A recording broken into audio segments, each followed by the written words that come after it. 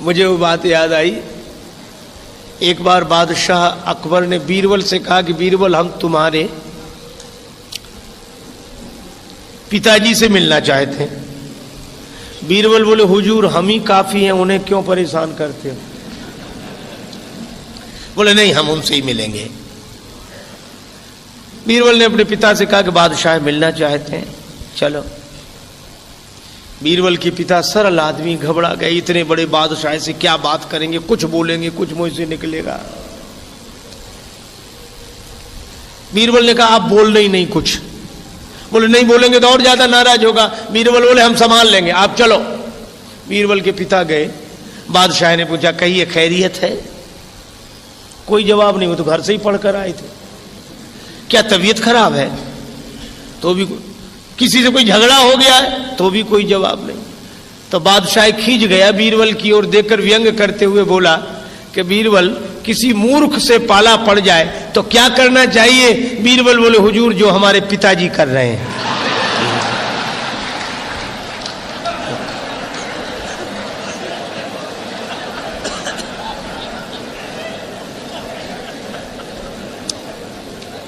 और रावण के सामने हनुमान जी इसीलिए चुप थे।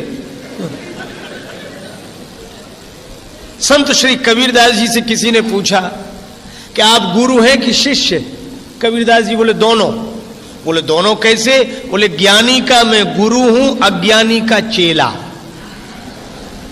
बोले कोई समझदार हो तो उसके तो गुरु बनकर हम समझा देते, और कोई ना समझो तो उसके हम ही चेला बन जाते कि तुम ही ठीक कह रहे हो, उसे मानना ही नहीं, क्या फायदा समझाने से।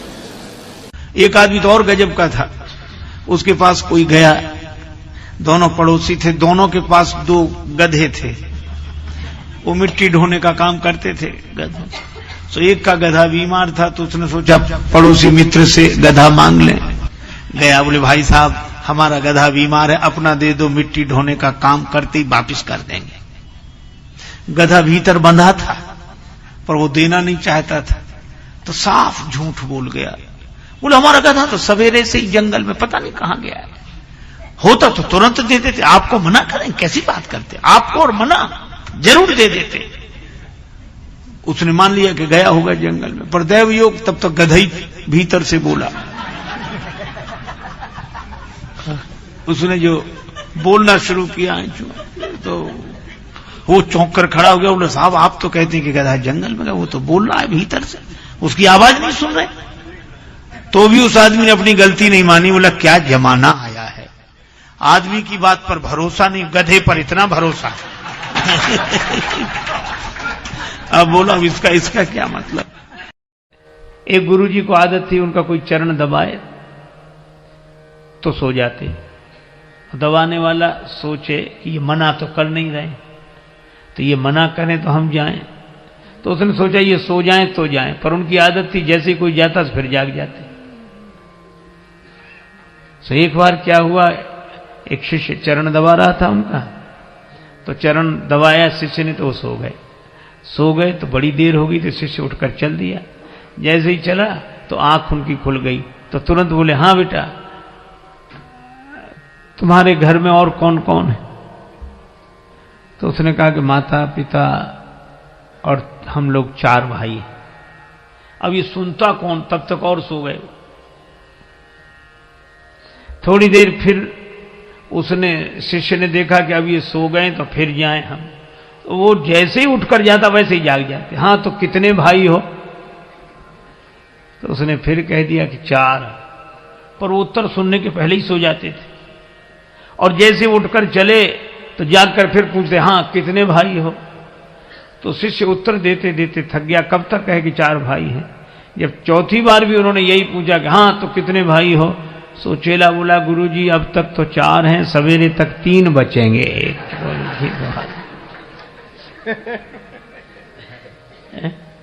मुनिवर बार बार गुरु आज्ञा, और सेवा हो तो राम जी की तरह। एक गुरु जी के पास ऐसे शिष्य, हे भगवान, नया नया चेला बनकर बैठा। अब गुरु जी छप्पर में बैठे, अंदर बाहर छप्पर, सामने मैदान। तो गुरुजी ने कहा कि बेटा वर्षा होने लगी है और गाय मैदान में बंधी हुई है, उसको बंधन से मुक्त करो ताकि वो भी छाया में आ जाए। शिष्य वहीं बैठे बैठे बोला, गुरुजी मुझ जैसा जीव क्या किसी को बंधन से मुक्त करेगा, जो स्वयं बंधन में हो। और बंधन से मुक्त करना किसी को तो आप जैसे महापुरुषों का काम है, हम क्या। क्षमा करें गुरुदेव, अनधिकार चेष्टा मुझसे न होगी। गुरुजी भी समझ गए चेला नहीं गुरु ही मिला है। गुरुजी गए, गाय को बंधन से मुक्त किया, फिर आकर अंदर बैठ गए। मन नहीं माना तो बोले बेटा बाहर जाके देखो पानी बरस रहा है कि नहीं। चेला बोला गुरुजी ये बिल्ली बाहर से ही आई है जो आपके पास बैठी है, इसके शरीर पे हाथ घुमाओ, गीली हो तो समझ लो पानी बरस रहा है, सूखा हो तो समझ लो पानी बरसना बंद हो गया है। गुरुजी फिर चुप रह गए। रात को सोने लगे तो कहा ये दीपक जल रहा है, इसको बुझा दो।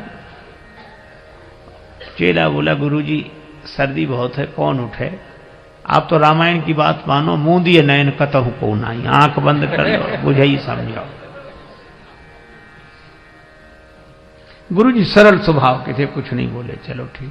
दूसरे दिन सवेरे सवेरे एक भक्त लड्डू लेकर आया, 1 किलो लड्डू, भगवान को भोग लगाओ, सबको बांटो। तो गुरुजी ने भगवान को भोग लगाया। उस चेले से कहा कि बेटा भगवान का प्रसाद लेगा, तो हाथ जोड़कर बोला गुरुजी मैंने 3 आज्ञाएं नहीं मानी हैं, अगर चौथी भी नहीं मानूंगा तो घोर पाप लगेगा। ये